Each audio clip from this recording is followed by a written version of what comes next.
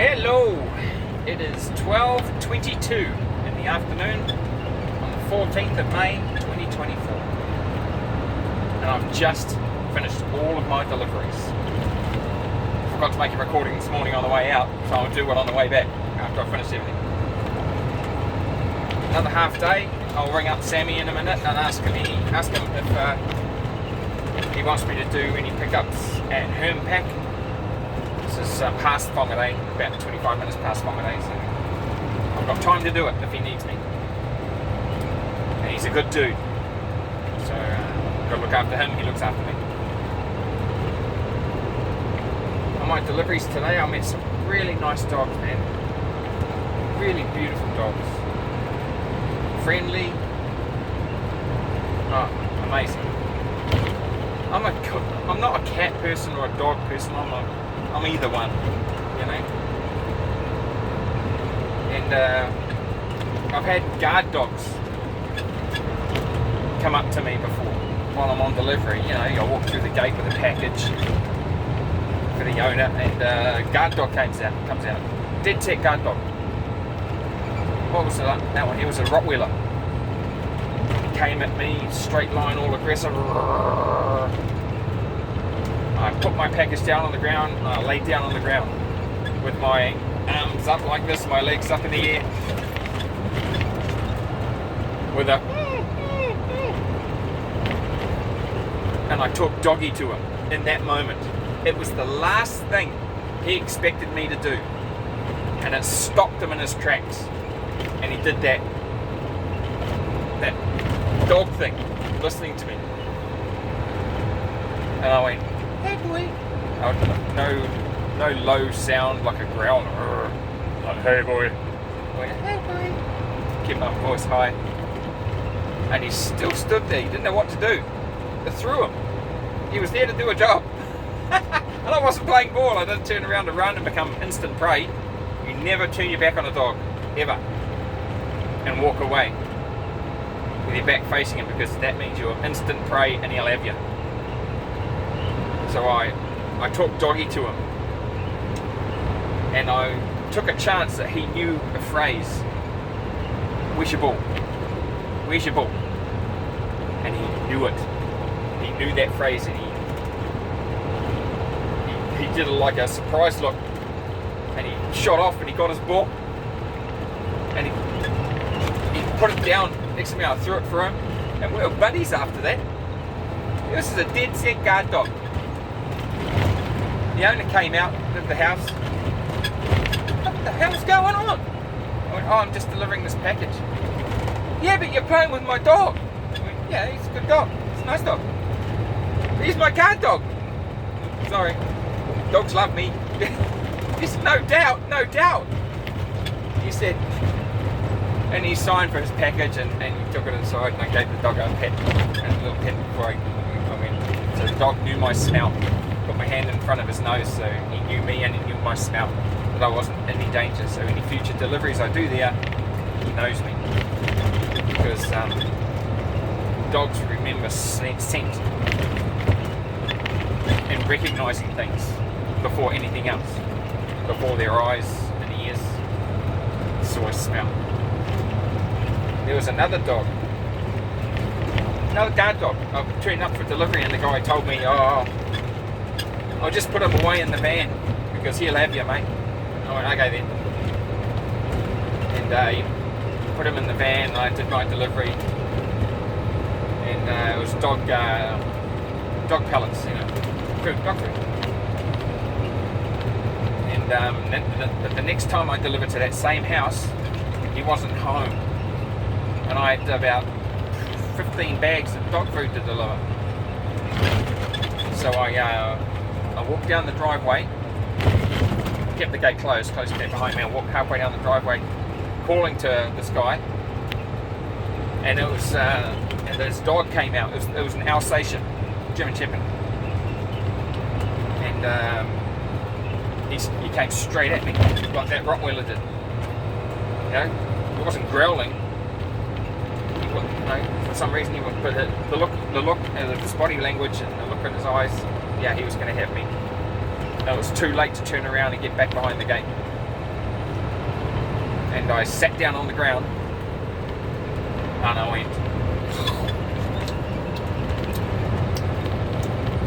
And the wind was blowing from behind me towards this dog, and he caught scent of what I was eating. And he stopped about 10 feet from me. I broke off a little bit of sandwich and I threw it to him.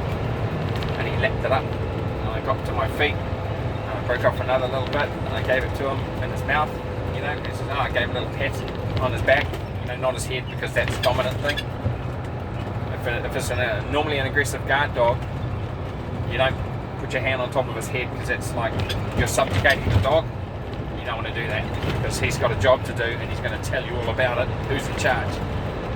So I reached down, stroked his belly in the front of him, you know, under his chin. Dogs love that. And I walked to the door, knocked on the door, nobody home, and I threw a little bit of sandwich inside the van and closed them up inside the van. And I did my delivery, but it was all good. And I finished my delivery, and I let him out of the van because it was a pretty hot day and I wasn't going to leave him shut up in the van. So I let him out and I gave him the last of my sandwich. And I was patting him, you know, going, "Hey, hello boy, how's it going?" Stroking him on all the places that I know dogs love to be scratched. And we're buddies, you know. And I heard a noise and I turned around and the owner and his wife came down the drive. It's about a 45-degree angle on the driveway. Well, not 40, about 30. But they stopped halfway, about 50 metres from me. And I saw their heads and they were looking at each other. And then they were looking at me. And then they were looking at each other. And then they were looking at me. And I knew what they were saying. How the hell is that guy passing our guard dog? And they came down to me and he says, I don't know how you did that, mate. He doesn't get along with anyone. He's my guard dog. You know? I went, I had a secret weapon. And he goes, what? Ham sandwich. What? Yeah, I had a ham sandwich. And he caught wind of it, and I just gave him a little bit every now and again as we walked down the drive. Gave him a pet, you know. Put him in the van. Gave him the last sandwich when I took him out. And after that, we were all buddies. And then you guys came out straight up. And after I noticed they first come up, I pointed the dog's head towards them and I went, go get him, go on. And he shot off to them. You know, and they were just dumbfounded that I was able to do this. And he turned to his dog and he pointed at his dog and says, we're going to have a talk about this ham sandwich situation. But yeah, if you feel fear with a dog, they'll sense it. Yeah, you don't show fear, and you treat the dog like you're a family member. You're one of his pack. You know, you're not aggressive, you're not standoffish, you don't get taller, you don't yell at him. You never turn your back on an aggressive dog. And yeah, that's my experiences with the dog. I had another one in Waiuku, but he was never aggressive at first. He was my buddy straight away. Because my feelings went towards him. Hey, you're my friend. Come here, come on. And everybody at the company warned me about this damn dog. It was a black. What are those called? What's Beethoven? Saint Bernard. It was a black Saint Bernard. Huge dog. And everyone warned me against this thing. We got along with the house on fire straight away. He wasn't aggressive at all. Yeah, dogs love me. So. But if worst comes to worst, and it is a dog, and he's not playing ball, and he knows he's got a job to do, and he doesn't want to make his owner angry, and he does go for me, or any dog out in the world, you know, you don't turn and run, and you do the last thing that you want to do. You make your hand like this, right, into a point. You put your hand in its mouth, and you shove your arm right down its guts. And hold the back of its head so it can't back off and get your arm out of its throat. And as soon as it's down there, you make a fist so it can't be pulled out. So you point your hand when it first goes in, but you make a fist once it is in. and you choke the dog. It cannot bite you when you've got your arm right down its gut. Don't reach so far that you get stomach acid, but put it in there, right in there, and then grab the back of the head so it can't pull its head away and get your arm out. Depending on the situation, if the owner comes out, you can grab the dog and that's fine, but if there's no owner, you keep your arm in there until it chokes to death. Because as soon as you let it go, it's going to have another go at you. Because the fight is on. You're fighting it in its own mind.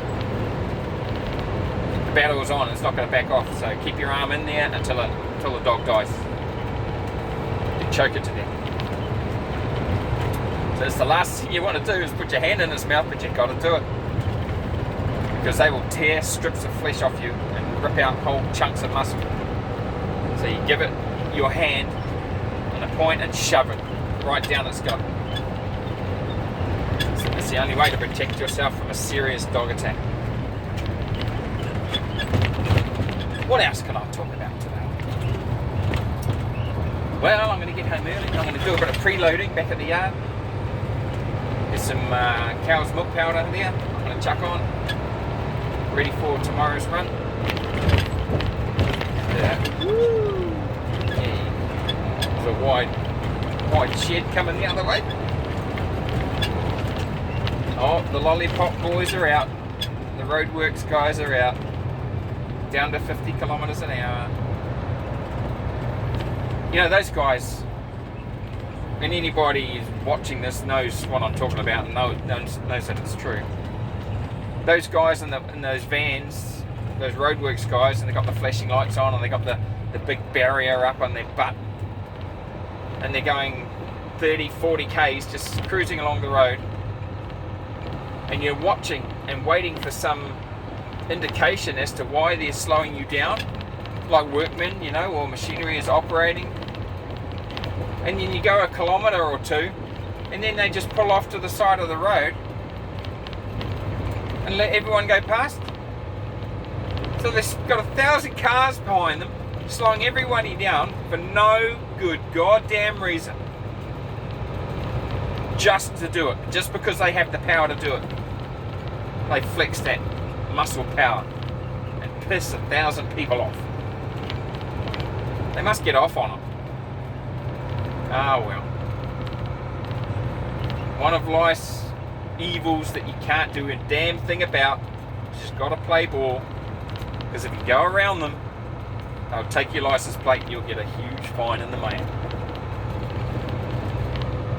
Or you'll run over some workers that are ahead of them. Because the warnings were legitimate. Never overtake those guys, even though they piss you off. Just accept it. It's one of life's headaches.